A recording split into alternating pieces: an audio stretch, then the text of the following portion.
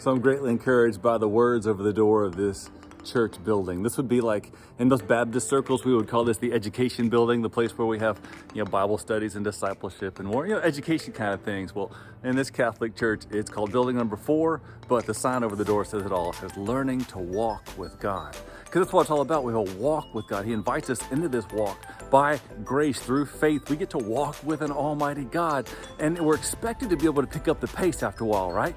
Like when you're a baby, you first learn to walk and maybe you stumble, maybe you fall, but after a while you learn to pick up the pace, pick up your knees, and after a while growing in God to me means like the stuff that used to trip you up, now you can just step over it because you've grown in the Lord, you've grown in your stride and in His mighty strength. So if you find yourself kind of in a stunted growth period, you need to check that out. Like if we just stopped growing, we would go to a doctor.